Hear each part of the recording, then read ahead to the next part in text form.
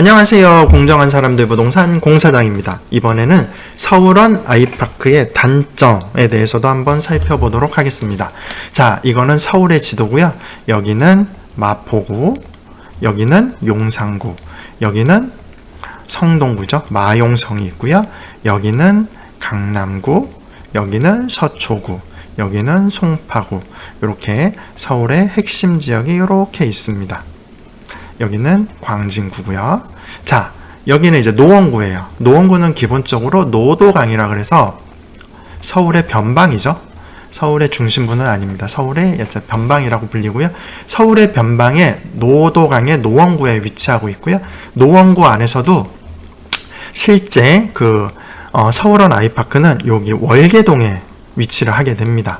자, 노원구의 중심은 상계동, 중계동, 하계동입니다. 상중하.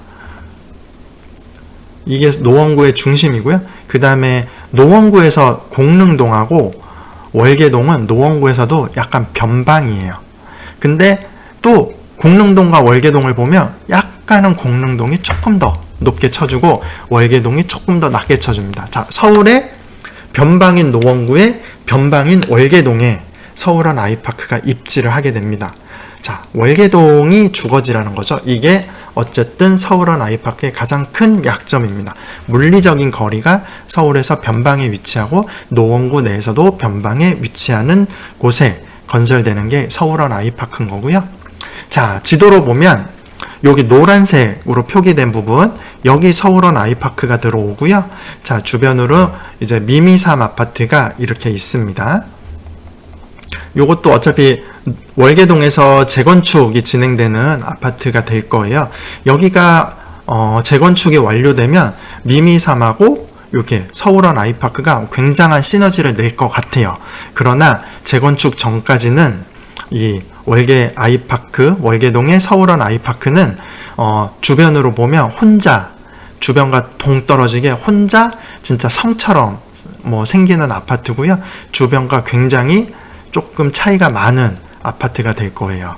자, 그래서 홀로 유아, 독존 식으로 혼자 시세를 끌어가야 되는 거고요. 주변의 시세를 끄는데 도와줄 아파트가 당분간은 없다라고 보시면 될 것 같고, 또 두 번째 단점은 여기 광운대 역세권 개발을 하는 광운대역 주변은 지상철도입니다.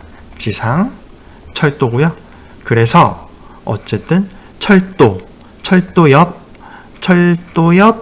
아파트가 되는 거예요. 소음과 진동에서 그렇게 자유로울 수는 없을 겁니다. 기찻길 옆 오막살이가 되는 거죠.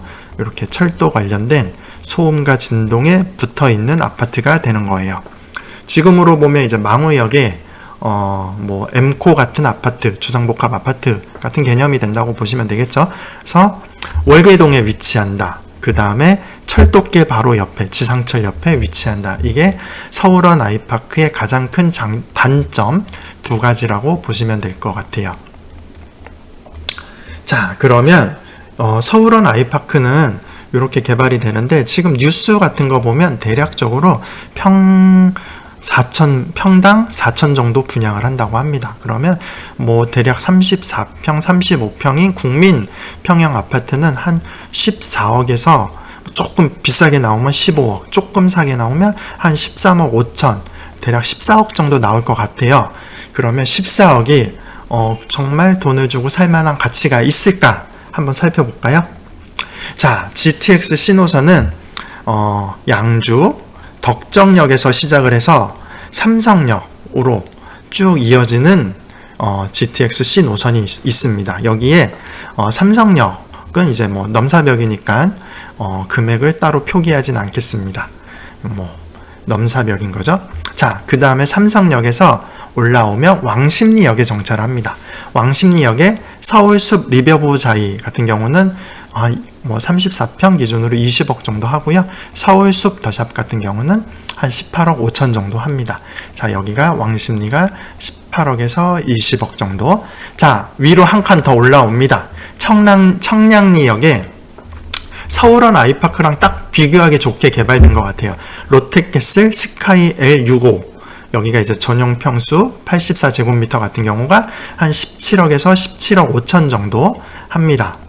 자, 그러면 점점 멀어질수록 가격은 낮춰지겠죠? 요렇게 되겠죠? 광운대역에 개발되는 서울원 아이파크 추정 분양가는 14억에서 15억 정도 합니다. 84제곱 기준이에요.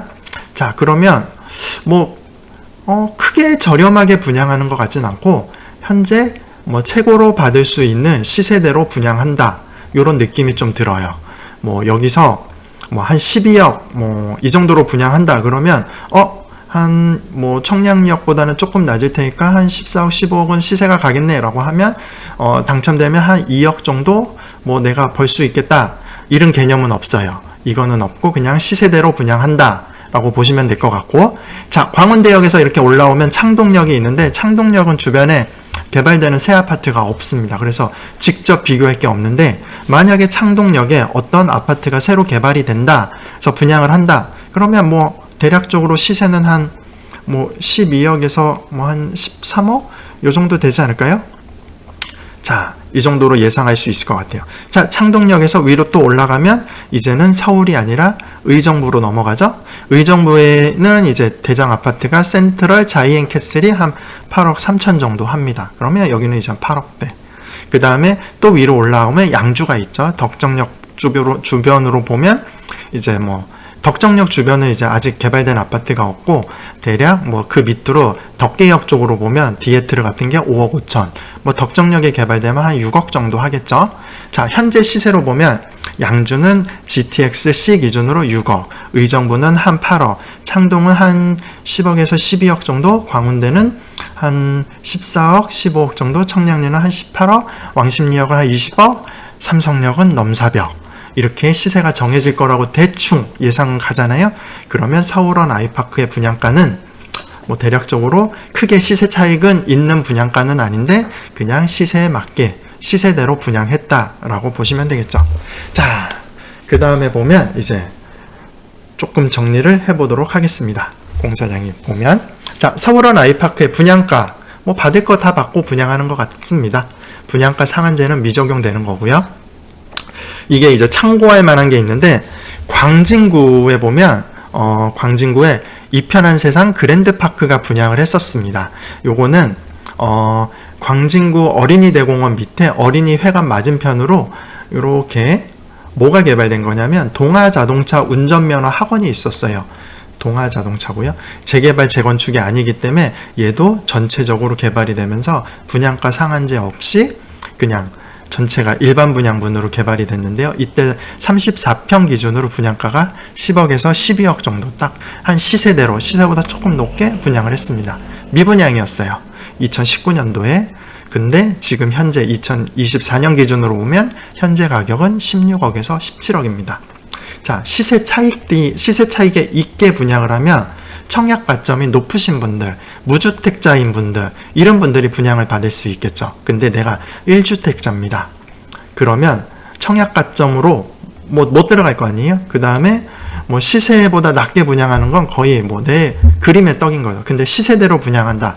그래서 미분양이 낮다거나 아니면 내가 추첨으로도 들어가 볼 수 있겠다, 비벼볼 수 있겠다, 이런 유주택자분들은 이렇게 분양되는 아파트를 추가로 노리셔야 되는 겁니다. 내 주택 팔고 넘어갈 거잖아요.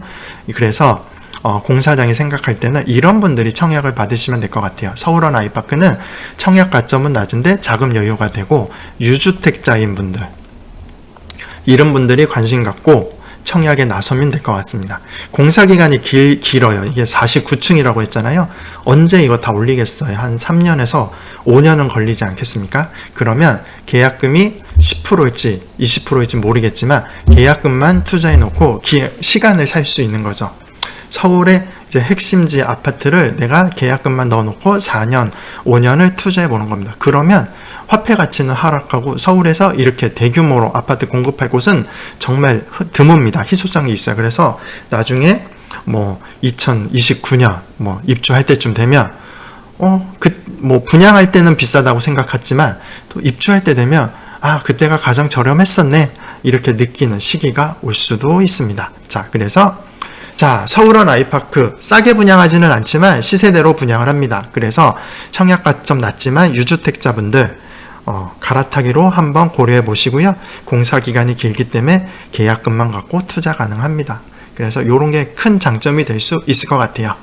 자, 그러면 공사장이 보고 느낀 서울원 아이파크의 장점 그리고 단점 그리고 이런 분들이 투자하면 좋겠다라는 느낌으로 잘 전달해 드린 것 같습니다. 컨텐츠가 마음에 들었으면 좋아요와 구독 부탁드리고요. 다음에 다른 컨텐츠로 찾아뵙도록 하겠습니다. 안녕.